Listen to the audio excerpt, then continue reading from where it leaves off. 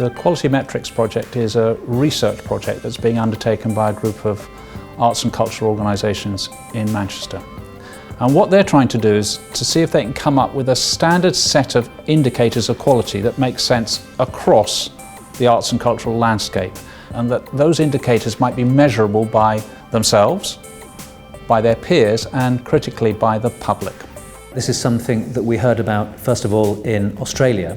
The Department for Culture in Western Australia was undertaking a complete review of the way in which it funded and assessed its arts and cultural programs. They commissioned a UK-based consultant, John Nell, to develop a framework for measuring quality. We thought it was very exciting, potentially, so we put a case to the Arts Council to just look in theory at whether it might be applicable in the UK, and that's what we did as the first phase of the project.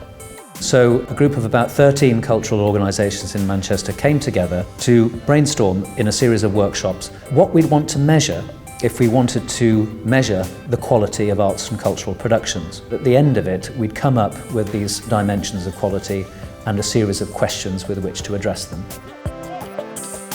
What we did next, of course, was that we needed to try and test these questions and the dimensions of quality out in practice. Would they actually work in a real-life situation? We've essentially used tablet computers as a way of delivering the questionnaire, and you indicate your level of agreement or disagreement to a particular statement. So it's very easy to do. What we've had to do, we realise, is train people to administer the questionnaire, to try and recruit people as they come out of the theatre or as they visit a museum exhibition. So we implemented our sort of theoretical framework of questions in 8 different arts and cultural productions, ranging from gallery exhibitions, museum permanent galleries, theatrical productions, classical music performances. To carry out the peer assessment, each of the 8 organisations taking part in the pilots invited a small number of peers to come and see their show or exhibition and provide a review. And we asked peers to complete both a before and after survey. So they complete a survey beforehand explaining what they think the quality of the work is going to be like, and they complete a survey afterwards saying what they thought the quality was like in reality.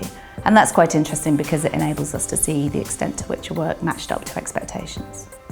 It's been important from the outset that this is a project that's been led by the sector.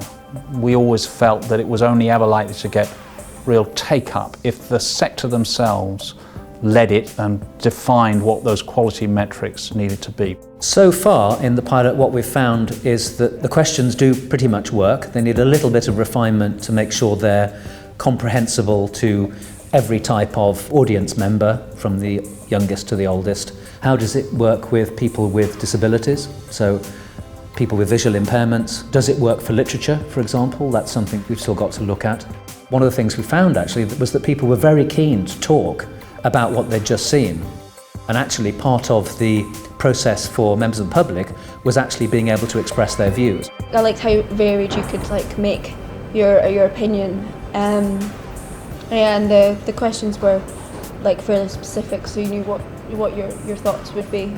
Rather than filling out form and ticking and all that kind of stuff and filling out your name and stuff, it's very easy to just go yes, yes, yes, yes, yes, yes, yes, done, there you go, thank you. You're more willing to do it, and it seems so much swifter than going away with a bit of paper and then obviously you get the result there and then, as opposed to relying on us to hand it back to you. In the future, there's possibilities for linking to social media, to Twitter and Facebook and other ways in which we can encourage people to sort of express their opinions about what they've just experienced. The great advantage of this scheme is that it would, in theory, allow all arts organisations and cultural organisations to adopt the same scheme and to produce for themselves longitudinal data on their performance over several years, but also for funding bodies to look right across the whole arts and cultural spectrum. Well, the exciting news is that the group in Manchester has been successful in a funding bid to the Arts Council, AHRC, Nesta Digital Research and Development funding. It will allow them to undertake a further 12 months research. They'll have an opportunity to work with more arts and cultural organisations around the country and to bring more events into the testing, so that each organisation will have an opportunity to test 3 different events over a longer period. We've just published a detailed report on the pilot, and the report is in 3 main sections. In the first section, we look at the headline findings for each event in turn, and we look at the peer before and after ratings and compare the responses from self, peer and public. In the second main section, we look at each of the quality metrics in turn, and for each metric, we compare the scores across the 8 events. And that gives us an opportunity to reflect on which metrics are working really well and which metrics are providing the most useful data. And then, because this was very much a pilot, there's a section in the report where we reflect on the process and we look at what worked well, what was more difficult, and things we would do differently next time. What's encouraging is all the arts and cultural organisations that were involved recognise the results of the testing. In other words, they can see their own work in what their peers and what the public is saying. So that gives us some comfort that it's going to be worth taking this work to the next stage. Having completed the pilot, we also think that while the tool is mainly a quantitative tool, we think it would be really helpful to include some space for reviewers to give some qualitative feedback. So for audience members, that would be an opportunity to describe their feelings about a work. So were they excited, amazed, captivated, bored, shocked? For peer assessors, it would be very helpful to have some free text space where they could provide some interpretive context to explain the scores that they've given in different areas.